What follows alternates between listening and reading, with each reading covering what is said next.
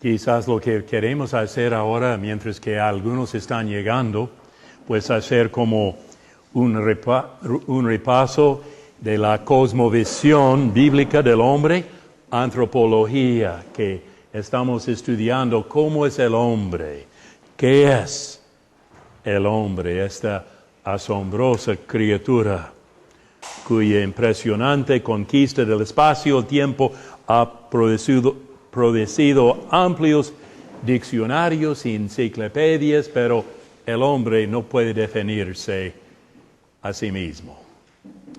Entonces, nosotros comenzamos con el estudio del hombre como alguien. Ayúdame. ¿Dónde comenzamos? ¿Dónde está el punto de arranque para nosotros?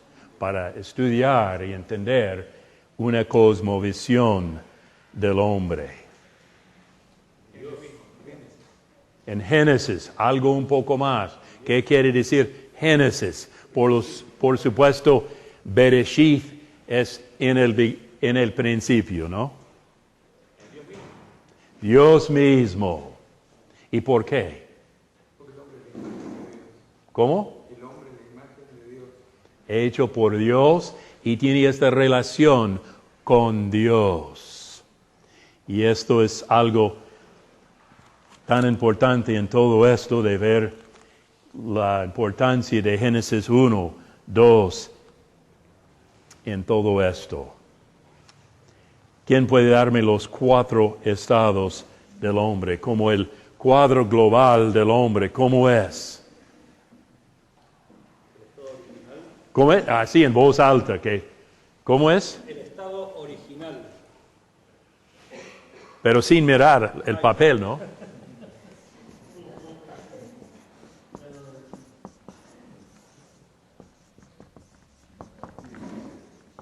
Y el estado Caído. El estado regenerado.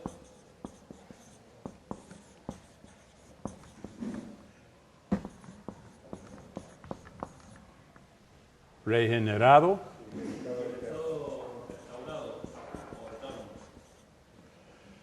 Pues sí.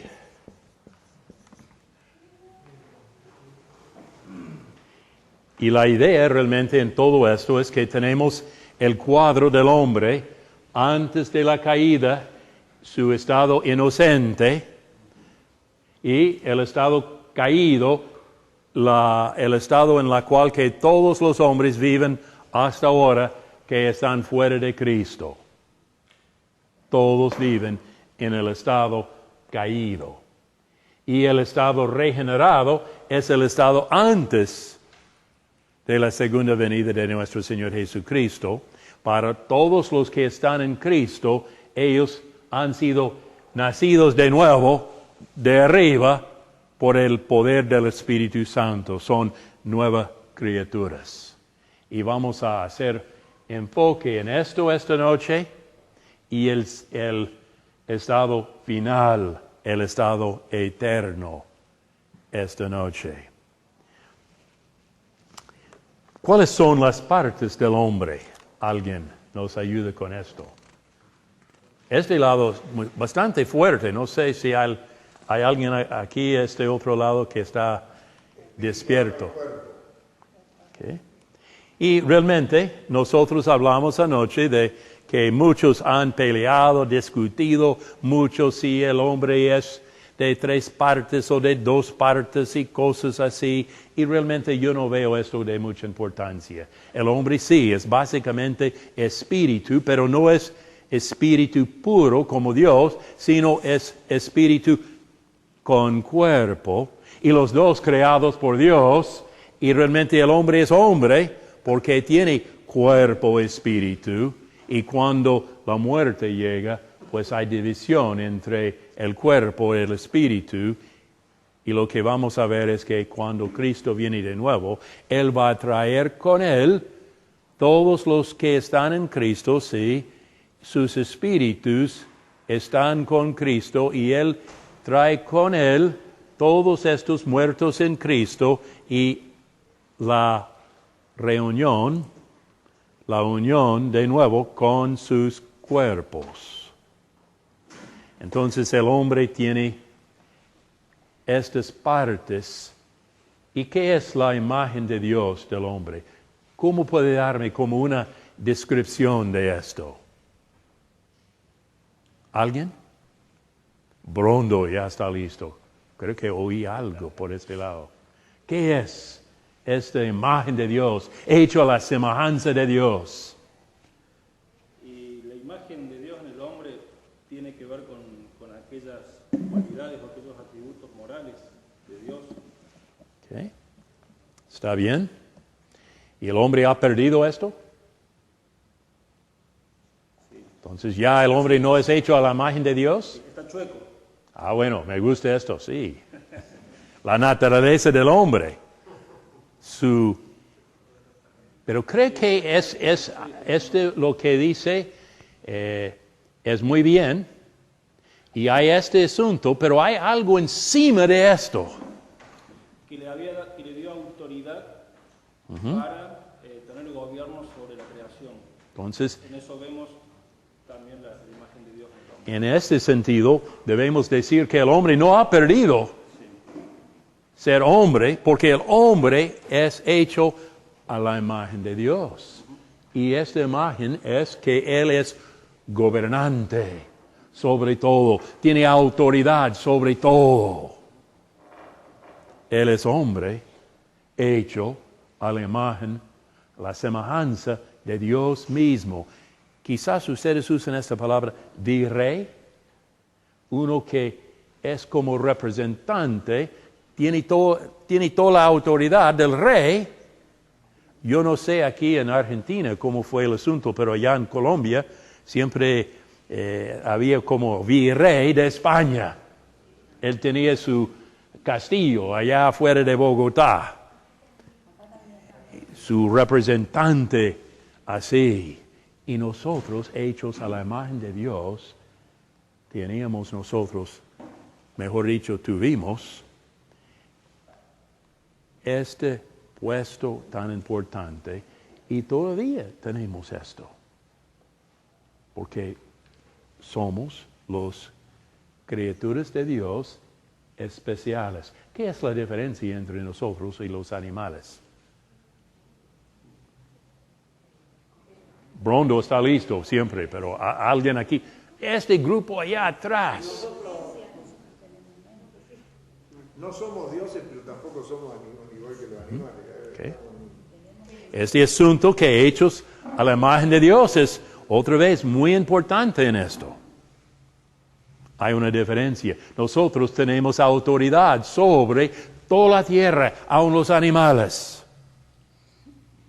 Entonces, ya vamos pensando y creo que Brondo pues añadió algo importante. No entramos en esto, pero este asunto de la imagen de Dios tiene esto de la justicia de Dios y todo esto. Y pues, ¿cómo es la palabra? Hay en la naturaleza del hombre algo chueco. Entonces, ¿quiénes son los que han rechazado este estado original? ¿Recuerdan? ¿Cómo se llaman? ¿Cómo? ¿Qué? Los que rechazaron, hablando de los gnósticos, los que tienen la teoría de evolución, así estos se creen que el hombre es nada más que parte de la como chispa de Dios dentro de él. Y ellos no hacen la distinción. ¿Cómo es la distinción entre creador y criatura? ¿Qué es la distinción? Rubén está listo. ¿Cómo es? Dios no es su creación y su creación es Dios. No es Dios. Y no es Dios, claro. Su creación no es Dios. Y esto suena tan sencillo, pero es algo que debemos imprimir en nuestras mentes esta distinción entre la creación y Dios. Pero siempre hay una relación. Distinción, pero también relación.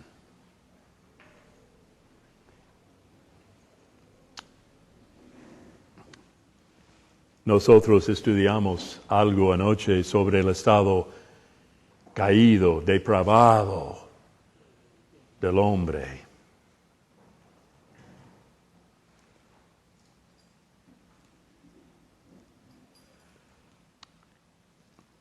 ¿Y qué quiere decir esto? Explícame, alguien. El hombre peca porque es pecador. No es pecador porque peque. ¿Cuál es la diferencia? ¿Solamente palabras? ¿Juego de palabras? ¿Cómo es? Okay. Y somos pecadores. Pecamos en Adán. Y todos nosotros tenemos naturaleza pecaminosa. Así nacimos y pecamos. Entonces, así vamos con este estudio tan importante, que ya la imagen de Dios es, como hemos dicho, torcida, falsificada, distorsionada y mentirosa. Pero todavía la esencia del hombre es la imagen de Dios. Entonces, con esto quiero parar un momento otra vez y si nuestro hermano Brondo, esto sí suena bien, ¿no? Brondo. Si nos hace el favor de leer de este libro que hablamos anoche, de William Wilberforce, quizás escribir esto, y él puede leer esta porción sobre el hombre y algo de las ideas, los errores sobre el hombre. Puede, sí, siga, allá está bien, sí.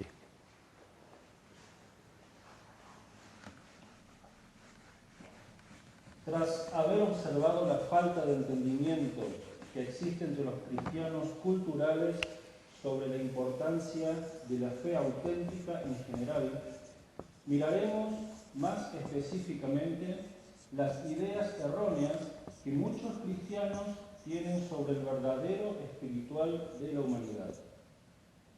Se trata de un tópico sobre el cual muchos de los que lean este libro posiblemente jamás han meditado. Si este es su caso, le ruego que preste especial atención a lo que sigue. Es un tema de vital importancia. La verdad de este asunto se encuentra en el mismo corazón de la auténtica fe.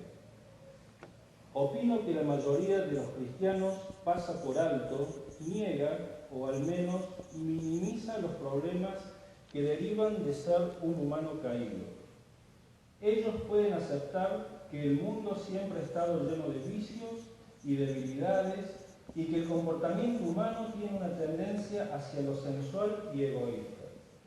Pueden admitir que el resultado de estas verdades es que en las diferentes épocas encontremos innumerables ejemplos de opresión, crueldad, deshonestidad, celos y violencia. Pueden admitir también que actuamos de esta manera, aunque sabemos cómo actuar mejor. Esos hechos son verdaderos, no los negamos. Son tan obvios que resulta un misterio que tantas personas aún crean en la bondad de la naturaleza humana. Pero, aunque los hechos puedan ser reconocidos, la fuente de donde provienen estas verdades suele ser rechazada. Estas cosas son racionalizadas como pequeñas faltas o problemas periódicos. Otras explicaciones que se dan fracasan en captar el meollo del asunto. El orgullo humano se niega a enfrentar la verdad. Incluso la mayoría de quienes profesan el cristianismo tiende a pensar que la naturaleza de la humanidad es básicamente buena y solo se sale de su cauce por el poder de la tentación. Ellos creen que el mal y el pecado son la excepción y no la regla. La Biblia nos pinta un cuadro absolutamente diferente. El lenguaje de las Escrituras no es para ser tomado a la ligera. Enseña que el hombre es una criatura apóstata, caída de su original inocencia, degradada en su naturaleza, depravada en su forma de pensar, inclinada hacia el mal, no bueno, y afectado por el pecado hasta el centro mismo de su ser. El hecho de que no queramos aceptar estas verdades es la evidencia de su veracidad. Como Milton dice en El paraíso perdido, contempla desde qué altura y en qué abismo hemos caído. Piense en las asombrosas capacidades de la mente humana. Tenemos el poder de inventar, razonar, hacer juicios, recordar el pasado, tomar decisiones para el presente y planear para el futuro. Con la capacidad de discernir, no solo entendemos un objeto, podemos admirarlo, especialmente si refleja algo de la belleza de la excelencia moral. Emocionalmente, tenemos la capacidad de temer y anhelar, experimentar gozo o tristeza, enfatizar el amor. Con la voluntad podemos ejercitar el valor al realizar tareas arduas y ejercitar la paciencia para mantenernos en curso. Con el poder de la conciencia podemos controlar los pensamientos y deseos de nuestros corazones y utilizar la razón para regular nuestras pasiones. Somos criaturas realmente sorprendentes. Si alienígenas de otros mundos nos observaran, se asombrarían de nuestra capacidad para utilizar todas estas facultades que nos dan la posibilidad de ser lo mejor que podemos ser. Creerían que nuestro Creador se deleitaría en todo lo bueno que decidiríamos hacer con todos estos maravillosos atributos. Lamentablemente, todos sabemos que las cosas no son así. Observe cómo usamos en realidad esos poderes. Retroceda y dé una mirada al cuadro global de la historia humana. ¿Qué es lo que vemos? Vemos que la razón humana se ha tornado confusa. Los deseos humanos se han distorsionado. El enojo, la envidia, el odio y la venganza yerguen sus feas cabezas. Nos hemos convertido en esclavos de nuestros bajos instintos y parece que fuésemos incapaces de hacer el bien.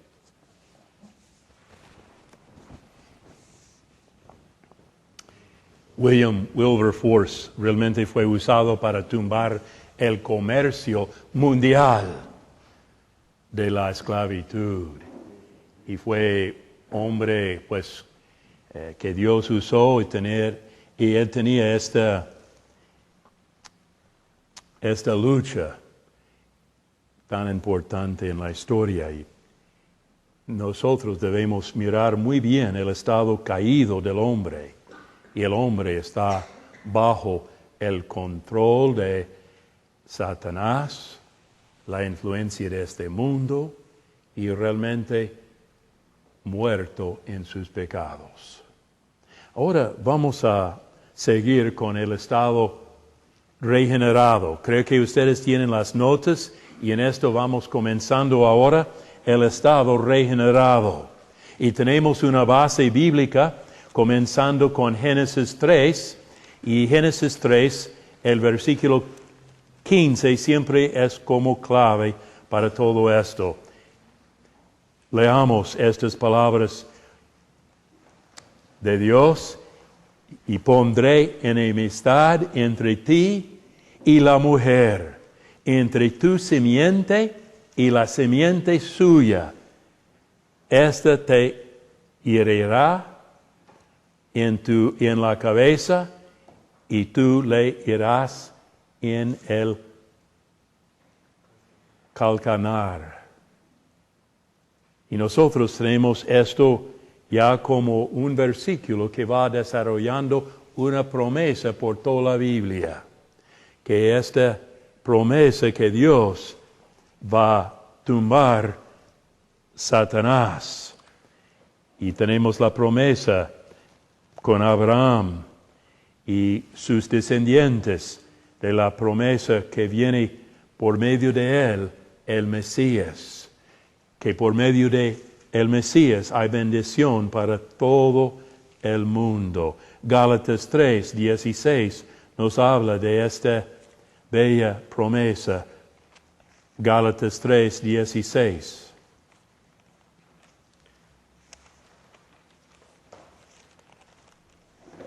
Ahora bien, a Abraham fueron hechas las promesas y a su simiente. No dice a las simientes como si hablase de muchos, sino como uno, de uno, y a tu simiente, la cual es Cristo. Y por medio de Cristo nosotros tenemos la salvación para todas las naciones. Por medio de Cristo nosotros tenemos bendiciones para todo lenguaje, todo pueblo, todos. ¿Y cómo es? Otra vez con las palabras sencillas de Juan 1, los versículos 12, 13, hablando con claridad. Juan dice: mas a todos los que le recibieron, a los que creen en su nombre, les dio potestad de ser hechos hijos de Dios, los cuales no son engendrados de sangre, ni de voluntad de carne, ni de voluntad de varón, sino de Dios. Este estado regenerado es la obra de Dios. Leyendo de Efesios 1:10, buscando Efesios en nuestras Biblias, 1:10, la obra de Cristo es de reunir todas las cosas en la dispensación del cumplimiento de los tiempos, así las que están en los cielos como las que están en la tierra. ¿Y cómo es que Él va a hacer la obra de regeneración de los muertos? Efesios 2. Dios, que es rico en misericordia, el versículo 4, por su gran amor con que nos amó, aun estando nosotros muertos en pecados, nos dio vida juntamente con Cristo. Por gracia sois salvos. Y nosotros tenemos ya una nueva vida por medio del nuevo nacimiento del Espíritu de Dios, engendrados por Dios mismo. Es una obra que solamente Dios puede hacer, resucitar los muertos por el poder de Dios. Y realmente nosotros tenemos esto muy claro en la segunda carta a los Corintios, el capítulo 5, versículo 17, de modo que si alguno está en Cristo, nueva criatura es, las cosas viejas pasaron. Es una nueva criatura. He aquí todas son hechas nuevas. Es obra divina de Dios. Y quiero que ustedes miren ahora las conversiones. Tenemos como un patrón en el Nuevo Testamento. Esto es interesante, que por todo el Nuevo Testamento podemos ver este patrón que Dios nos ha mostrado. Que el hombre andando en el estado depravado, en el estado de la muerte, espiritualmente, no tiene vida, en el estado caído, Leamos ahora lo que Dios hace. En la primera carta a los Tesalonicenses, el primer capítulo, estas bellas palabras como patrón de la conversión en el Nuevo Testamento. Comenzando con el versículo 2, damos siempre gracias a Dios por todos vosotros, haciendo memoria de vosotros en nuestras oraciones, acordándonos sin cesar delante de Dios y Padre nuestro de la obra de vuestra fe, del trabajo de vuestro amor y de vuestra constancia en la esperanza en nuestro Señor Jesucristo. Porque conocemos, hermanos amados de Dios, vuestra elección, pues nuestro evangelio no llegó a vosotros en palabras solamente, sino también en poder, en el Espíritu Santo y en plena certidumbre, como bien sabéis cuáles fuimos entre vosotros por amor de vosotros. Y vosotros venisteis a ser imitadores de nosotros y del Señor, recibiendo la palabra en medio de gran tribulación con gozo del Espíritu Santo, de tal manera que habéis sido ejemplo a todos los de Macedonia y de Acaya que han creído, porque partiendo de vosotros ha sido divulgada la palabra del Señor, no solo en Macedonia y Acaya, sino que también en todo lugar vuestra fe en Dios se ha extendido, de modo que nosotros no tenemos necesidad de hablar nada, porque ellos mismos cuentan nosotros la manera en que nos recibisteis y cómo os convertisteis de los ídolos a Dios, para servir al Dios vivo y verdadero, y esperar de los cielos a su Hijo, el cual resucitó de los muertos, a Jesús, quien nos libra de la ira venidera. El patrón es que la obra que Dios hace no es una cosa solamente de psicología de las masas. No es solamente como unas trampas que alguien puede entrar en una iglesia o alguien puede entrar como miembro de un club. Esto es una obra que Dios hace en el hombre mismo al cambiar su manera de pensar, su naturaleza. Y pues he notado realmente ejemplares de la historia. Quiero que ustedes lean 2 ejemplares aquí de este librito. Uno que es de una novela bastante famosa de Robinson Crusoe. Y interesante cómo es que él llegó a conocer al Señor y cómo él, como ustedes recuerdan, allá en esta isla desesperada, y el hombre luchando, y él comenzó a leer la Biblia. Y todos los días leyendo la Biblia. Llegó el 4 de julio, él leyendo como Cristo es ya, como dice Cristo, tu Hijo de David, Jesús, tú eres glorificado como príncipe y salvador. Su oración, concédeme el arrepentimiento y el perdón. Y cómo fue la conversión de él, cómo fue cambiado el hombre. La iglesia de Cristo ha visto este patrón del Nuevo Testamento y ha predicado el Evangelio que cambia el hombre entero. Es el hombre regenerado.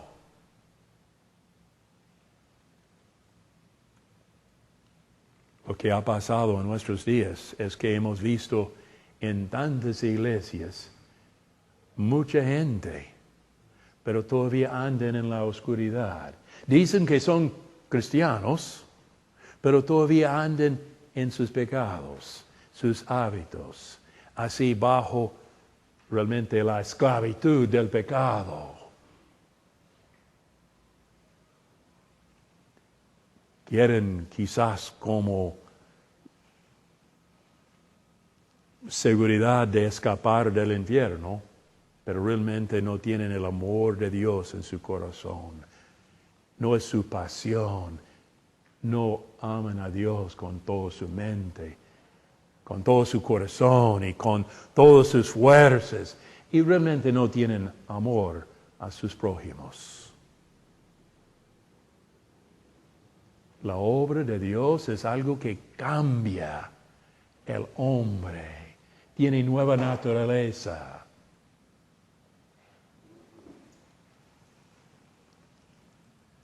Y quizás aún es importante recordar que no es como algunos piensan que pues el hombre regenerado tiene así dentro de él el hombre antiguo, el hombre pecador y también otro hombre, como dos indios que están peleando. Eso no es el cuadro bíblico. El cuadro bíblico es que el hombre fue hecho hombre nuevo. Ya está bajo la influencia como hombre en su naturaleza de la justicia de Dios. Hay restauración en su ser de una libertad a servir a Dios. Tiene un amor dentro de él. Tengo otro ejemplo así en el libro que ustedes pueden notar las páginas. Así en este librito la página 50 realmente nos cuenta cómo es el asunto de la conversión de Robinson Crusoe. Pero también un amigo mío, que era por bastantes años, ya más de 30 años, fotógrafo con, ¿cómo se llama? National Geographic. Alguien ayúdame, ¿cómo es? Ustedes sí tienen esto en español, ¿no? National Geographic, ¿cómo se llama? National Geographic, gracias. Una ayuda, ¿cómo es en español? No, pero en español. Ah, sí. Ah, sí. Ah, bueno, muy bien. Pues puede leer de la conversión de él en este librito. Y también yo quiero que ustedes lean el libro porque hay una manera de realmente compartir el Evangelio en nuestros días, que es pensar que el hombre mismo, con su personalidad, con su pasión, con quizás de pronto unas trampas y manera de tratar con la gente y con la manera de hacer cosas así de presión como un vendedor. Un buen vendedor puede vendernos cualquier cosa a un precio bastante alto. Puede comprar esta silla de pronto así, aunque pues un vendedor puede venderlo y de pronto todo el mundo quiere comprar esto. Pero la regeneración por el Espíritu de Dios debe ser obra de Dios. Sí, predicamos la palabra de Dios con pasión y con amor, así, con compasión con todos los demás, como Cristo mismo. Pero yo no puedo hacer a alguien cristiano. Debe ser engendrado por Dios. Debe ser obra del Espíritu Santo. ¿Qué es lo que voy a hacer? Voy a hablar con pasión con mi hermano, con mi amigo, con mi vecino, con todos. Voy a predicar el Evangelio de Cristo y mira a Cristo, cree en Él. Pero yo no puedo llegar aquí y decir, ¿crees esto? 1, 2, 3. Hagamos una oración. Otro cristiano. Como una fábrica. Ya esta semana vamos a tener 40 decisiones y 40 cristianos más. Y las iglesias han llenado de gente así que realmente no tienen en el corazón este cambio que solamente el Espíritu de Dios puede hacer. Y quizás es por aprender esta manera de ser vendedores. No es posible vender a Cristo. Y Él no está buscando votos. Él ya está en el Rey exaltado. Él ya es el Señor. Debemos reconocer que Él es el Señor.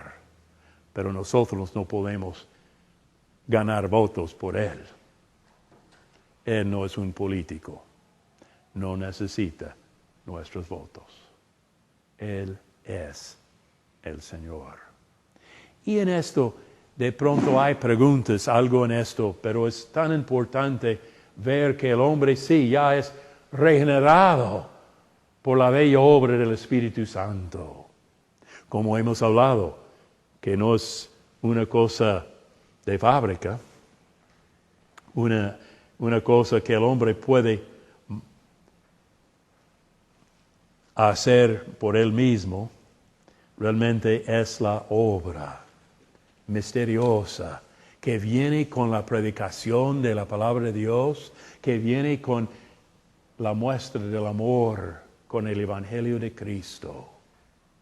Pero Dios tiene que hacer la obra. Sí, debemos orar con nuestros amigos que quieren conocer al Señor. Sí, oremos con ellos.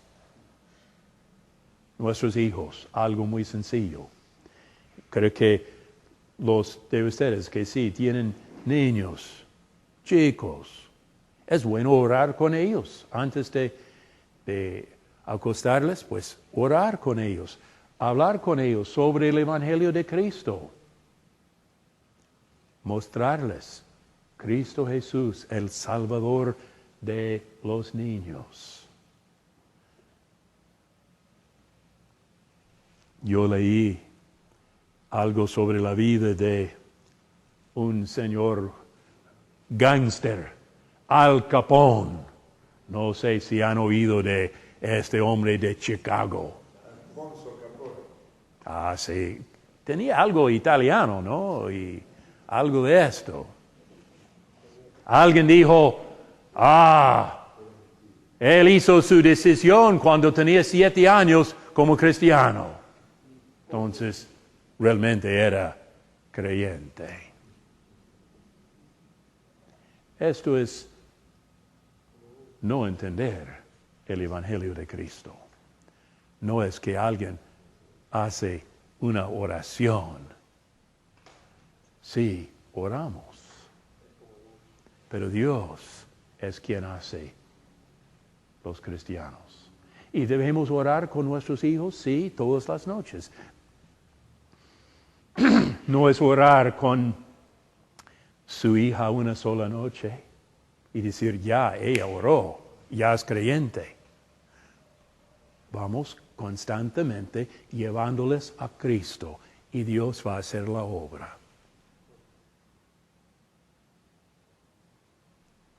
No sé si a este punto hay alguna pregunta, pero yo creo que es algo muy, muy importante en nuestros hogares, con nuestros hijos. No es una sola oración y ya. Es llevarles constantemente, enseñarles, orar con ellos. Yo recuerdo que nuestro hijo mayor, Jonathan, pues él luchaba bastante con la seguridad de su salvación. Él pensaba que, pues, ¿cómo es que yo puedo ser salvo? Porque quizás yo creo en Cristo solamente para escapar del infierno. Y a veces a las 3 de la mañana, Él está allá en nuestra cama con lágrimas. No sé si realmente yo tengo este amor en mi corazón por Dios. Pues, claro, oramos otra vez con Él a mirar a Cristo y poner su confianza en Él, no en su propia oración ni tampoco en su propia fe, pero en Cristo. Mira afuera de sí mismo, a Cristo, en la increada luz que nunca muera. En Cristo Jesús hay salvación. En Él.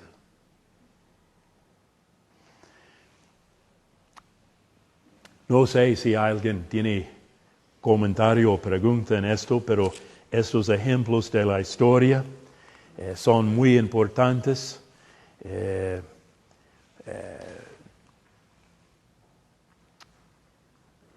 Esto sobre el fotógrafo famoso Rick Ergenbright está también en este libro sobre la regeneración decisoria y en las mismas páginas, allá, pues, las páginas 49 a 55, pueden leer de la historia este ejemplo, cómo es que él llegó a conocer al Señor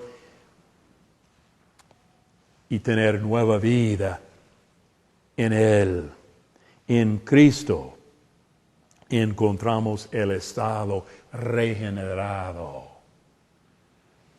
La fe verdadera no confía en sí mismo, sino en Cristo. Don Miguel de Unamuno, el gran autor y profesor de la Universidad de Salamanca, escribe en su poema El Cristo de Velázquez: en la increada luz que nunca muere, mis ojos fijos en tus ojos, Cristo, mi mirada anegada en ti, Señor, es totalmente en Cristo.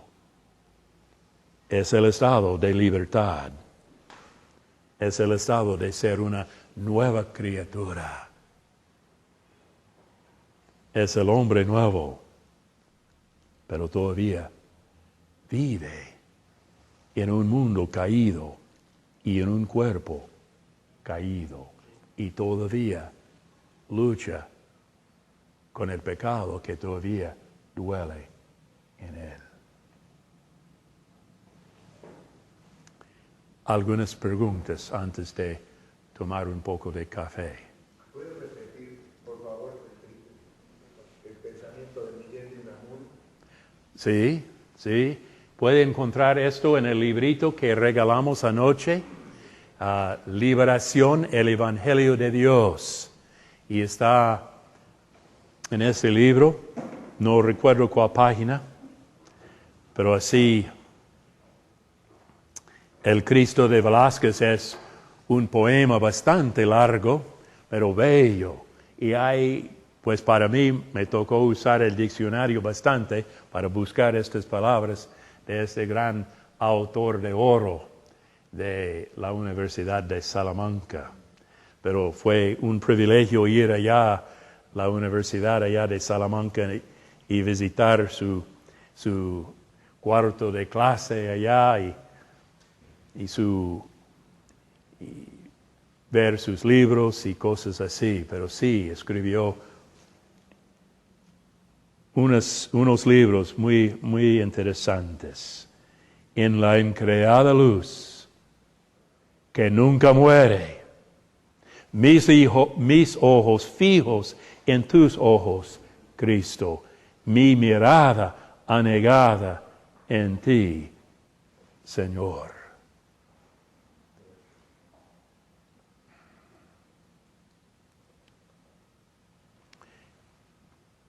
Entonces, si hay alguna pregunta, pues Sí.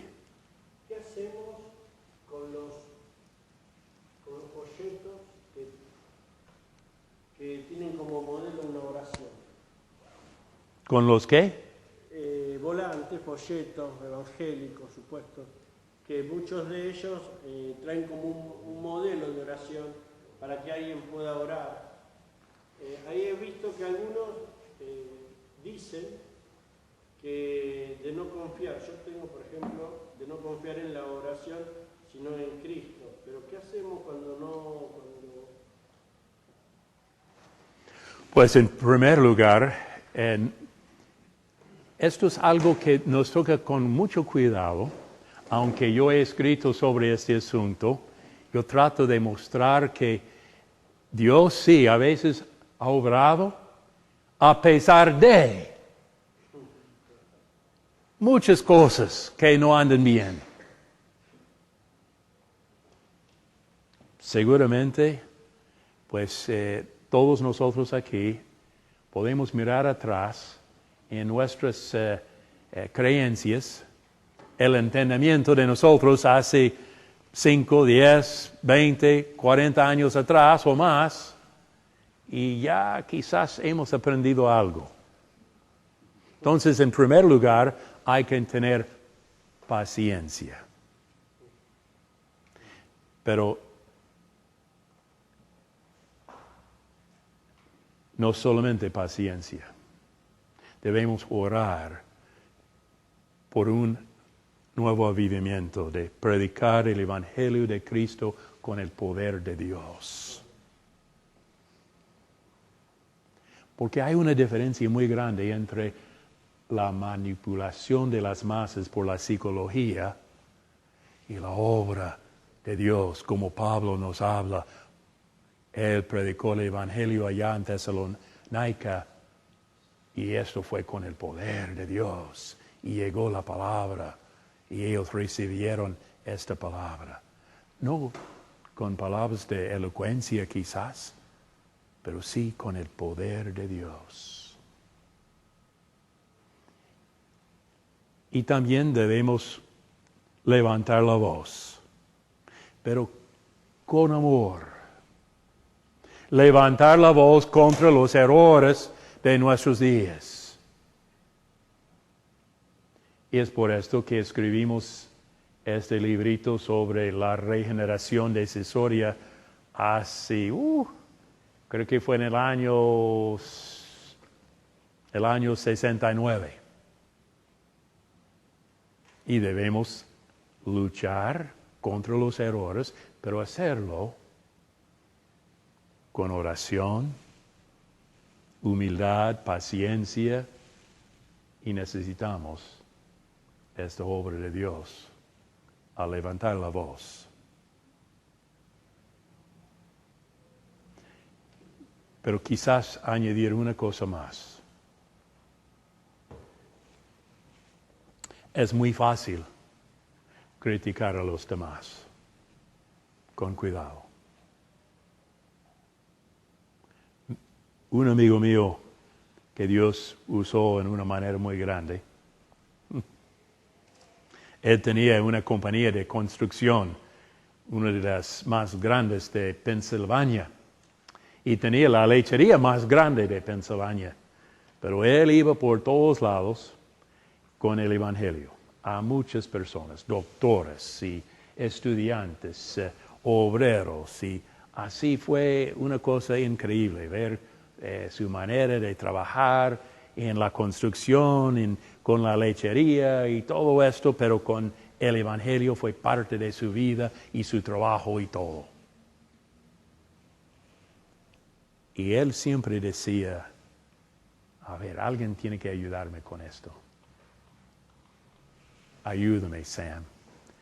God loves to strike straight blows with crooked sticks. Que a Dios le gusta dar golpes rectos o derechos con palos torcidos. Así es. Gracias. Tengo que escribir esto para mí. Bien traducido.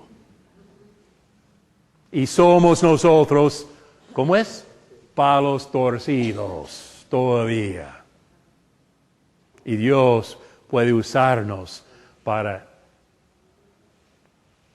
su obra, solamente por medio del Espíritu Santo.